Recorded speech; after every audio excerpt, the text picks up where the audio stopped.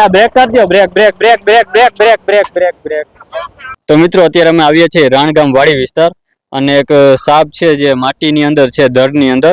હવે આપણે ભાઈ હારે જ વાત કરીએ કે અમને રેસ્ક્યુ માટે શા માટે કોલ કરવો પડ્યો અને તમારું પૂરું નામ બોલો.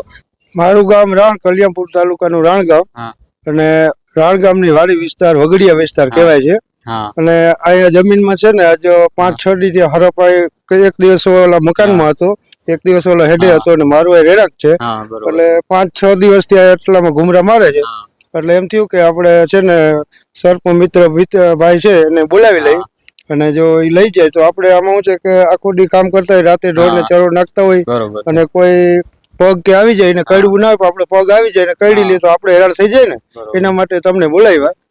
તમારા નંબરનો કોન્ટેક્ટ કરે. સાપ કે જોયો તો કે આમ કે કેવા કલરનો છે કે એવું કઈ ખ્યાલ? હા, કાળા કલરનો છે ને, લગભગ 4.5 ફૂટ જેવો છે. બરોબર. તમારે પાછું રેણાકની આજુબાજુ આવી જાય ગમે ત્યારે અને પાછો આવે ને દરમાં ગળી જાય છે. 5-6 દિવસ થયા. એક વખત તો ઓલા ઢારિયામાં ને 24 કલાક રહ્યો, પછી બીજે દિવસ ઓલા હેડે હતો. આજ 5-6 દિવસ ત્યાં કાયમ 1-2 વખત દેખાય છે. પરિવાર વારંવાર અહીંયા આવી જાય છે તમારા રેણાકની બાજુ, મકાનમાં કે દરમાં કે ગળી જાય છે. એટલે એના માટે તમને બોલાવ્યા છે. બરાબર છે, કઈ વાંધો નહીં. તો દોસ્તો આપણે જે પહેલા માટી બતાવી દઈએ, ભાઈ માટીને દેખાય છે એમાં સાપ છે. હવે આપણે પહેલા તો જોઈએ કે કયો સાપ છે, બધું ઉખેરીએ અને પછી જોઈએ કયો સાપ છે, એનું પછી સહી સલામત રેસ્ક્યુ કરશું અને પછી તમને એની માહિતી આપશું. તો વિડીયો સાથે બન્યા રહેજો. દોસ્તો આવી રીતે માટીનો ઢગલો છે અને આવી રીતે અંદરના ઘણા બધા દર છે, એટલે કે મકાન છે અહીંથી 10-15 ફૂટ જ દૂર છે અને આજુબાજુ વારંવાર અહીંયા આવી જતો હોય છે કે રેણાકની આજુબાજુ આવી જાય ને ફરી ફરી અહીંયા પાછો અંદર દરમાં વયો જાય છે. એટલે કે જો કે પબ્લિકને તો સાપથી ડર લાગે, કોઈ બી વ્યક્તિ હોય સાપથી તો હરેક વ્યક્તિ ડરતા જ હોય, બીતા જ હોય. એટલા માટે ભાઈ આપણે રેસ્ક્યુ માટે કોલ કર્યો. હવે આપણે માટી છે ને ઉખેરશું, પછી જોશું કયો સાપ છે અને પછી એનું રેસ્ક્યુ કરીએ. એનાથી જ ખોલો.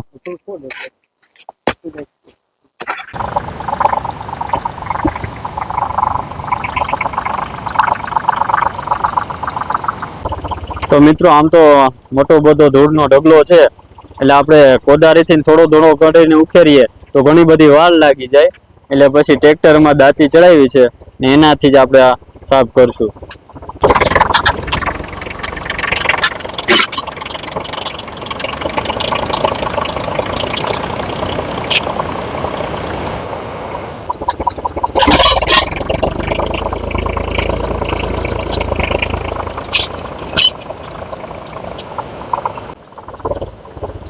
હું તમને રાડ નાખું, અવાજ કરું ને તો ડાયરેક્ટ બ્રેક કરી દેજો એમ.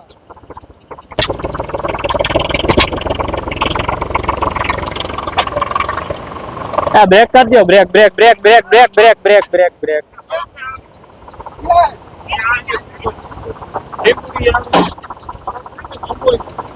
આને ઊંચું ઉપાડી લ્યો, ઊંચું આને ઊંચું ઉપાડો.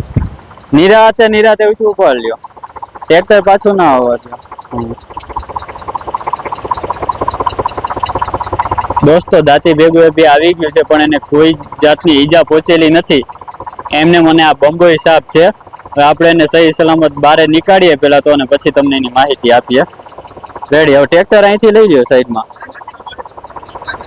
અરે લઈ લ્યો, આખી દોડી ન શકે, કઈ કરે નહીં એમ.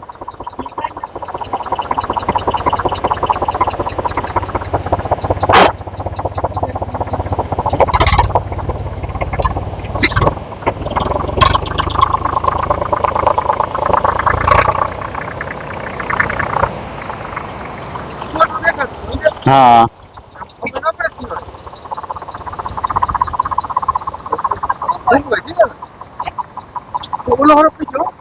જો દોસ્તો કે આ સાપ છે એકદમ ધીમી ગતિથી હાલે છે, એકદમ ધીમે ધીમે હાલે છે ને આ રેડ સેન્ડ ગુહા છે. એટલે કે આ સાપ છે બિલકુલ બિનઝેરી આવે છે, આમાં કોઈ જ પ્રકારનું ઝેર નથી આવતું. જો અને વધારે આ છે માટીમાં ને દરમાં ને એવી જગ્યાએ રહે છે, જેમાં માટીમાં જ્યારે દરમાં જાય છે ત્યારે ઘણી વખત એના પૂંછડીના સહારે બી જાય છે. એટલા માટે એની પૂંછ છે એ ઘસાઈ અને મોઢા જેવી થઈ ગઈ. અને અત્યારે બધાને એવું લાગે, બધા લોકોને એમ કહેતા હોય કે ભાઈ 2 મોઢાવાળી બંબોઈ હોય છે, પણ ખરેખર બંબોઈને 2 મોઢા નથી હોતા. આજે આપણે રેસ્ક્યુમાં આવી છે એટલે હું તમને એનું મોઢું બી બતાવી દઈશ કે આ બાજુ એનું મોઢું હોય છે અને પેલી બાજુ છે એનું પૂંછ છે. પણ એ મોઢા જેવું દેખાતું હોય છે. દોસ્તો ઇન્ડિયન રેડ સેનગુહા છે, દરઘોઈ બોમ્બઈ સાપ છે. અને બધા લોકો કહેતા હોય કે ભાઈ આના 2 મોઢા ને આવે છે, 2 મોઢાવાળી બોમ્બઈ, અને આને વેચીએ તો કરોડો રૂપિયા આવે છે. અને એ બધી ખોટી અફવા છે એક જાતની. જો આ એકદમ ધીમી ગતિથી હાલે છે અને એકદમ શરમાવલો સાપ છે અને એકદમ શાંત સ્વભાવનો સાપ આવે છે. ઘડીકમાં કોઈને બાઇટ કરવાનું કે કરતો નથી, પણ આવા સાપને ક્યારેય નોલેજ વગર ટચ ન કરવા. તો મિત્રો તમને એનું પૂંછ બતાવી દઉં છું કે બધા લોકો કહેતા હોય કે ભાઈ એનું મોઢું આવે છે, પણ અહીંયા નજીક આવી જાવ ભાઈ, એનું પૂંછ છે એ તમને બતાવી દઉં કે ખરેખર મોઢું આવે છે કે પછી બે સાઈડ મોઢું આવે છે શું છે. જો મિત્રો આ લાગે મોઢા જેવું, પણ જો એને ખરેખર આખું કે કઈ મોઢું કે નથી આવતું. જો હા છે, હા. આ જયારે બોમ્બઈ સાપ છે એ જયારે એના દરની અંદર જાય ત્યારે પૂંછડીના સહારે ઘણી વખત જાતા હોય છે, કેમ કે કોઈ બી ઉપરથી જાનવર છે એને અટેક કરે તો એનું મોઢું બહાર હોય તો એનું ધ્યાન રહે, એટલા માટે પૂંછડીના સહારે જાય છે અને મોઢું છે ઉપર રાખે છે. એટલે આ ઘસાઈ અને પૂંછ છે એની આવી થઈ જાય છે. ચાલો હવે આપણે એને સહી સલામત રેસ્ક્યુ કરી દઈશું. એક વ્યવસ્થિત બાચકું લઈ લ્યો ને દોસ્તો, અને પ્રેમથી હેન્ડલ કરીએ તો એ કશું જ નથી કરતો. જો બાકી તમે એને દબાવ આવી જાય કે કઈ એની છેડછાડ કરી દો તો તે બાઇટ કરવાનું કરે છે. આને હેન્ડલ કરવામાં ખાસ કરી અને ધ્યાન રાખવું પડે છે. કોઈ બી સાપ હોય એને પ્રેમથી તમે હેન્ડલ કરો એટલે કશું જ નથી કરતો. જો દોસ્તો, ટચ કરવો હોય તો કરો, સાપથી બહુ દીવાનનો બીક લાગે છે. જો મિત્રો, હાવ શાંત સ્વભાવનો સાપ છે તો પબ્લિકની બીક શું છે એ તમે આજે જોઈ લ્યો કે ભાઈને ખાલી આમ ટચ કરવાનું કીધું છે ને તો એમ કે છે કે બીક લાગે છે. ખરેખર આ બોમ્બઈ સાપ છે એકદમ શાંત સ્વભાવનો આવે તો આ સાપથી માણસ બીતા હોય છે, તો પછી કોબરા સાપ ને એવા સાપ હોય તો શું થાય પબ્લિકનું અત્યારે એમ. એટલે અમારે આવી રીતે રેસ્ક્યુ કરવા આવવું પડતું હોય છે. જો મિત્રો, આ બિલકુલ નોન વેનોમસ આવે છે, એટલે કે બિનઝેરી આવે છે અને પૈસા મળે આનાથી. બધી જ જાતની ખોટી અફવાઓ છે, એ બધી ખોટી અફવાઓ છે. એવી અફવાઓને માનવું નહીં કે ભાઈ આને કરોડો રૂપિયા આવે છે અને આને વેચવાથી પૈસા મળે છે. એ બધી ખોટી અફવાઓ છે. ચાલો આપણે આને અંદર પૂરી દઈએ. ચાલો દોસ્તો, બાચકી છે આપણે એની ફરતે હોલ કરી દેશું અને એને થોડા જ સમયની અંદર એને બહાર રિલીઝ કરી દઈશું. એ હિસાબે વારંવાર અહીંયા આવી જતો અહીં હે ને 4-5 દિવસથી હતો ને આજ વળી આ તે અમને કે દરમાં છે એટલે હા, એ મોઢું દેખાડતો મોઢું દેખાડે જીભ કાઢે એટલે ઓલો ત્યાં આવશે તો સંજેડો પડ્યો તો ત્યાં લેવા ગયો ને તો મોઢું દેખાડું. એટલે મેં કીધું આ તો વળી કદાચ બીજી હોય જમીનનું પેટ છે માં કેટલા જાતના જીવ રખડતા હોય, બરાબર છે. ઓલો કદાચ બીજો ઓલા ભરોસે આ સાપે રેસ્ક્યુ થઈ ગયો. આ હોય ને તો એ બીક લાગે. આ તો એમ થાય કે આ તો હે ને આ કઈડે ને તો ઘણા કે આખા શરીરમાં ફોડલા ઉપડી જાય.